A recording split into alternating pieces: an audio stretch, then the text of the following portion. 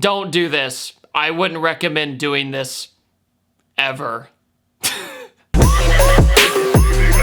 The Fast and Furious is arguably one of the biggest influences in car culture of all time. It started at a peak of import tuner culture in the United States and would continue inspiring an entire generation of automotive obsessors. In fact, I was one of them. It's gone from a subtle crime thriller like Point Break meets criminal dances with wolves, and years later, to space.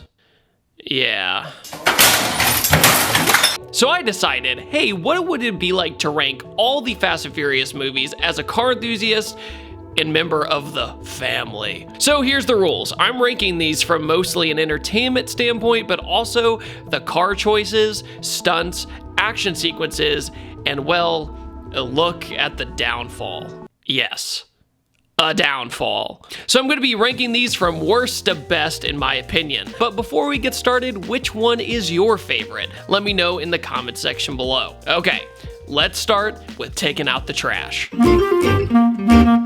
Fast and Furious 9 is an absolute piece of shit. There are Stop it. Get some help. There are so many moments that make me go, okay, you finally got me. You finally got me to quit watching these movies. I think they actually lost me on this one. I was on an airplane recently where a woman was in front of me watching this movie. She shook her head 30 minutes in and turned it off. I can usually watch these and turn my brain off the best I can, but man, was this one insanely hard to get through. The plot is awful. The bungee jump car stunt is horrifically bad. And well, space. Yes, they go to space. Daddy Vin is really screwing this up. Cypher as a villain does pretty much nothing with her amazing Lloyd Christmas haircut. We also know Vin Diesel can't ever lose in these movies, so there's no stakes. All the characters, you never care about them, that they're in danger or not, because we know that they're not in danger. It doesn't matter. The stunts are mostly CGI nightmares, and even the characters themselves question their reality. Maybe that's when you go, wait, wasn't this about criminals stealing portable DVD players? The John Cena brother storyline is an absolute mess. I don't understand. It has serious continuity issues, and once again, Vin Diesel in these movies, he isn't really allowed to lose a fight because he practically owns the franchise.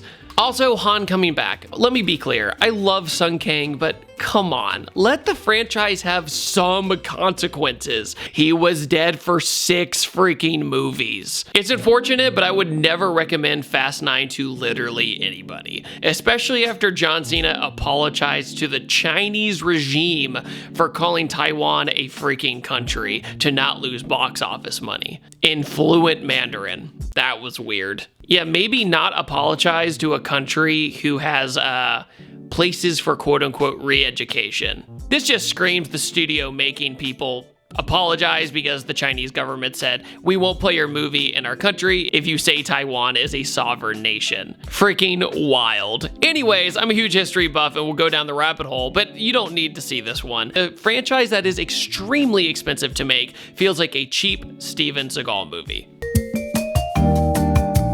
Fast and Furious 8, the fate of the Furious, to make things even more confusing. Dom just went rogue after a random mission they got dragged into for some reason, even though they retire after every single movie. If you've watched the series so far, you know that they are millionaires from Fast 5. Their friend retired, but no, let's keep going on missions that put us in insane danger when we have families now. Alright, so here we are. The Cuban scene with Dom, somehow totally fine. During this race with a makeshift nitrous setup. We have technology. Highlighting Cuba for their car culture was pretty cool. And here we have Charlize Theron with dreadlocks. She's a hacker named Cypher. Get it? Like ciphering a code? Nice. I don't know. Okay, so what do I remember about Fast 8? Lots of CGI traffic with hacked cars. And also the baby saving scene, which is actually pretty impressive as an action sequence. It's one of my favorite action scenes in the newer side of the franchise. But man, when they take out Elena, I was pretty shocked. Freaking brutal, man. Oh yeah, there's also the big ice scene with the submarine and blah, blah, blah. You have lots of CGI craziness and really hard to get super invested in. This one is pretty forgettable. Congratulations. Furious 6. All right, so after Fast 5, it literally feels like it could go nowhere. But whoa, Letty is still alive. Surprise, Wait. How? Wasn't she like, in the face? Since they are on the run, Hobbs, The Rock, offers the gang a way out with full pardons to catch Owen Shaw. Okay, you have my attention, and it seems to make sense. Since they are on the run, let's give them motivation to get pardoned. The one major thing I remember about this movie is Owen Shaw's flip car. The thing is pretty stupid cool. Then there's the obligatory street race through London, which, by the way, I could not imagine street racing through London. That would be mostly stop and go traffic and tight roads.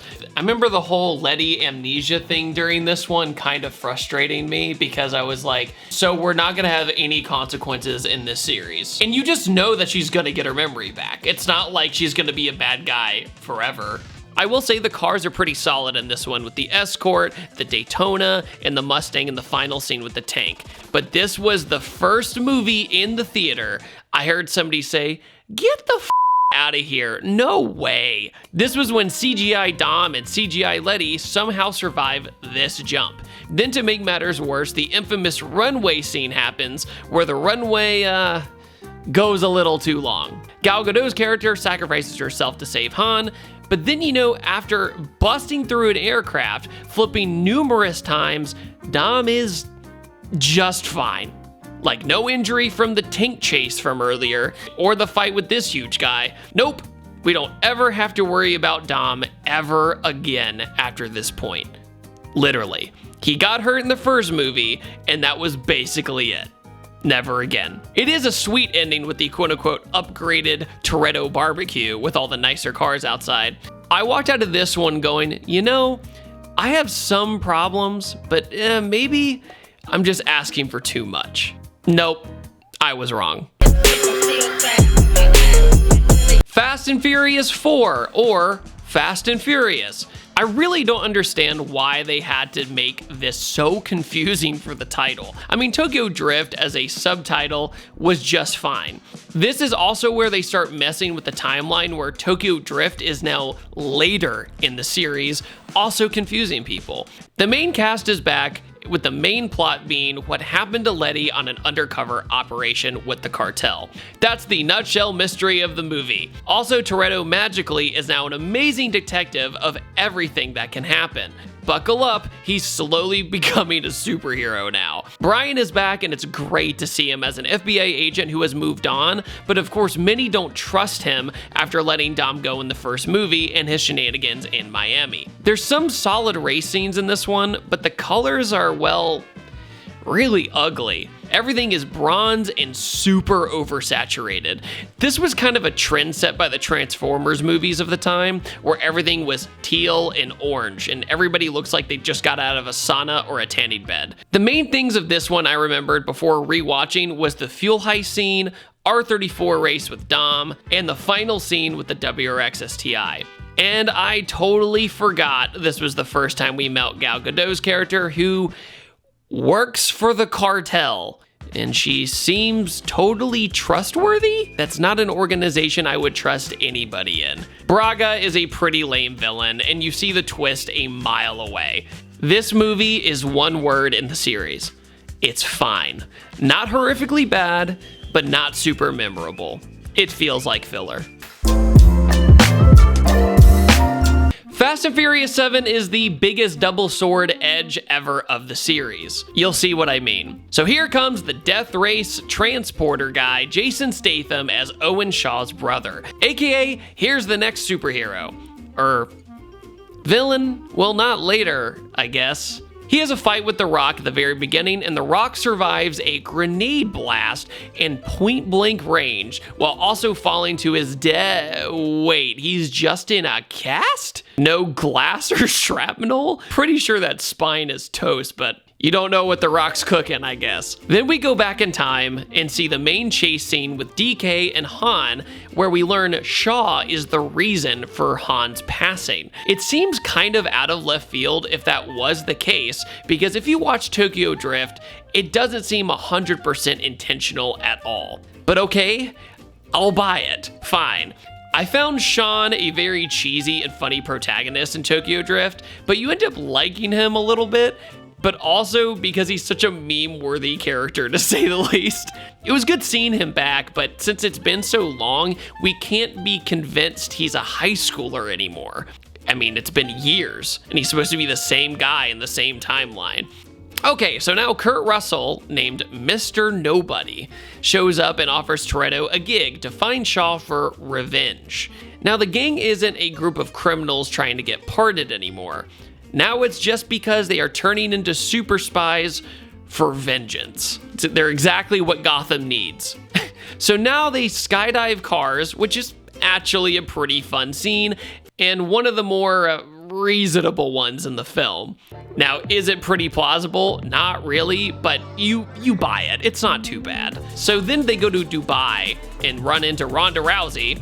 The Lycan section of the film now officially turns Fast and Furious into live action anime. NANI?! お前はもう死んでいる。 Jumping from building to building, not once, but twice. I think this is the moment where I started to see a rival franchise, Mission Impossible, become the unrealistic but feels more real franchise. And then fast forward to the end where a GTR takes on a drone, which thankfully for some logic, the drone wins. Except the totally absurd wrench street fight, and then this incredible line. The street always wins. The one major thing about Fast and Furious 7 is the Paul Walker send-off, which was incredibly well done and honorable. This should have been the end of the series. Absolutely. Perfect ending.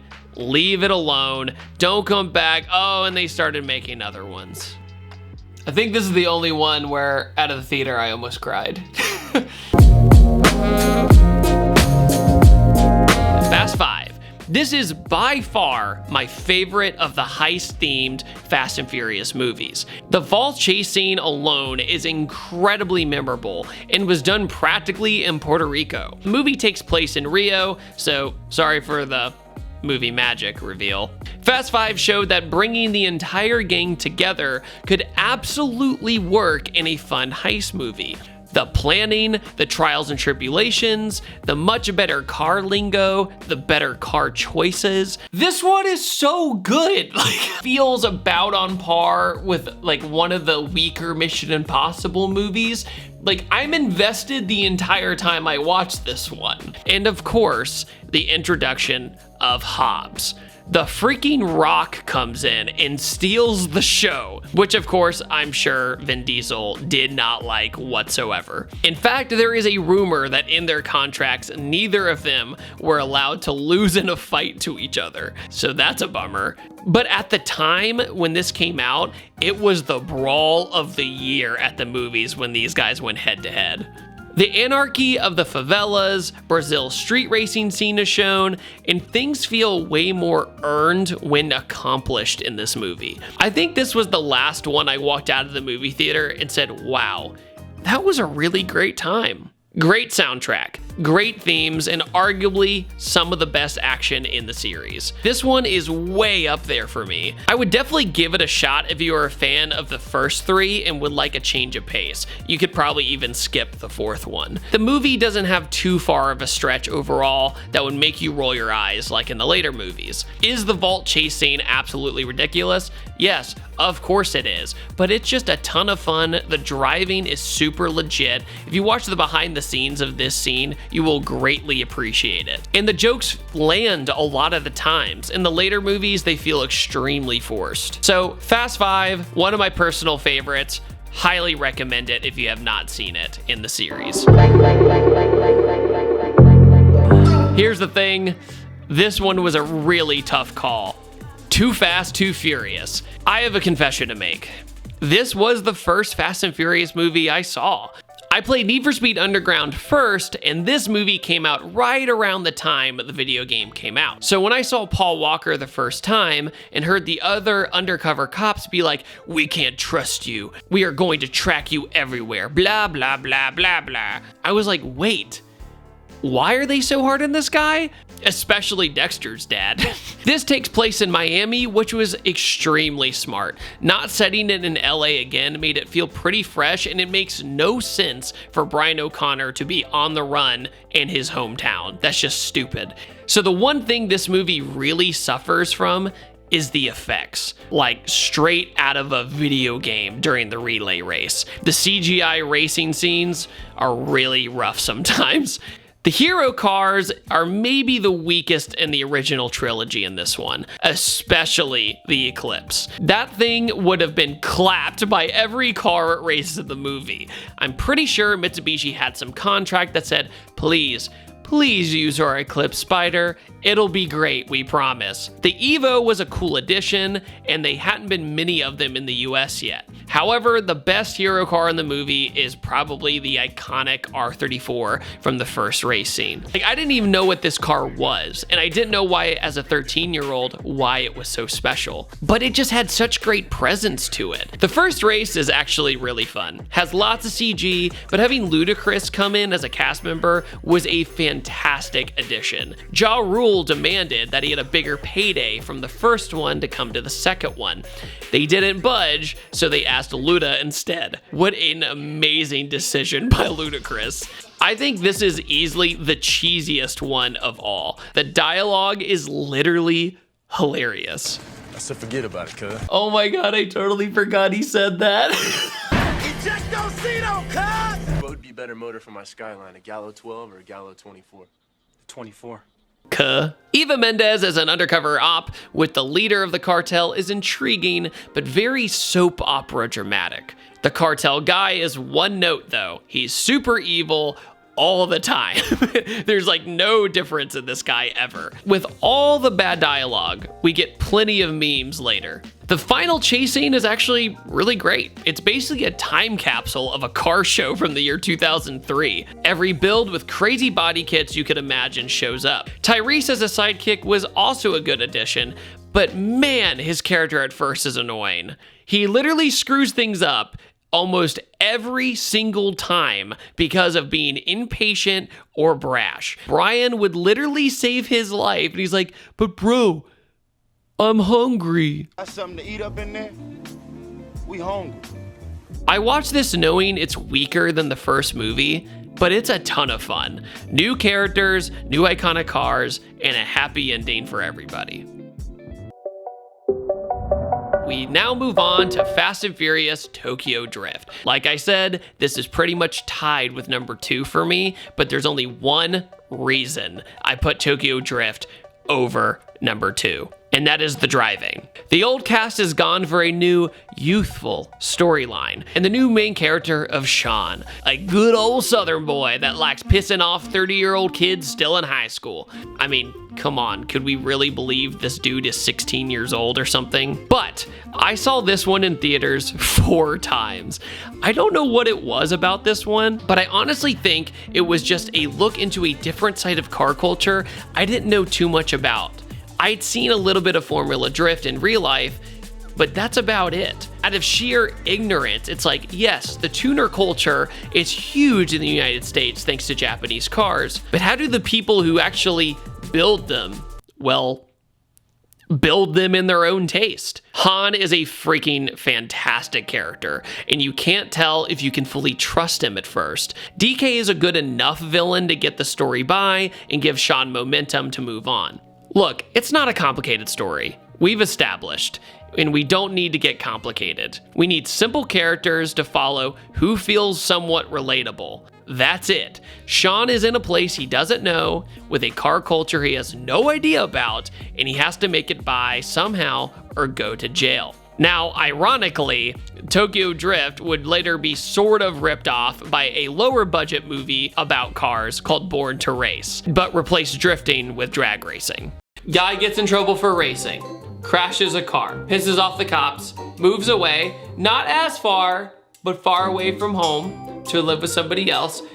Just happens to be the divorced dad. Deals with the bully at school, races, messes up, proves himself, figures it out, becomes a better racer, beats bully, everybody wins. Side note, did you know that Tanner Faust was DK the entire time? By the way, thanks for sharing that fun fact over dinner, Tanner. You're the MVP. Seriously, awesome guy. I asked the guy what his favorite set of all time was to work on, and he said Tokyo Drift, just for the amount of seat time he got. But Tanner Faust fought the idea of having the drifting be all CGI, and it really helped the movie to do it for real. It just wouldn't be the same if it was CGI drifting the entire time. The cars in this movie for the application are maybe the best selected ones of the series. The Veilside 350Z, a rear-wheel drive converted Evo, the Veilside RX-7, Skylines, and the Mona Lisa Silvia S15. They nailed it when it came to the cars. Except the stupid Hulk one. Thanks, Bow Wow. Also, the soundtrack is a certified banger. Teriyaki Boys and Pharrell from the Neptunes, DJ Shadow, and many staples of mid-2000s production show up. Even though the movie was shot in LA, it's very convincing that it's in Japan. It's an easy story to follow, the driving is fun, the racing of Sean absolutely sucking at drifting helps his journey. Brian and the gang were already expert wheelmen, and it feels great to see the progression of a hero's journey into becoming a good drifter, like we have to do in real life. Drifting is not easy, and it takes a very long time to get good at. This, however, was the death of the Fast and Furious franchise as we know it, thanks to the plummeting box office numbers. Tokyo Drift, unfortunately, did not do well at the box office, so Universal decided to take the franchise back to the old cast and ditch the core themes of street racing and the cars themselves. Oh, and also the RB26 Mustang thing was cool, but they sure did make an engine swap look easy. I mean, you gotta do a montage somehow. Anyway, Tokyo Drift, super cheesy, super corny, Sean's hilarious. It's a good time. However, I do have one main gripe with this movie, and that is the romantic drift scene. Dude, you could not have a romantic conversation like this if you were actually drifting. They're having this beautiful conversation as they're drifting through the mountains, and everything's just perfectly quiet for them. Anyways, I still can't decide between the second one and this one as my second place. The Fast and the Furious. The first Fast and Furious has such a charm to it, you cannot deny. Does the car lingo suck? Yes. Are the builds compared to the real-life counterparts pretty slow? Yup. Would Dom's Charger smoke basically every other car in the movie in a drag race? Yup. Is the Danger to Manifold scene with the floorboard falling out stupid?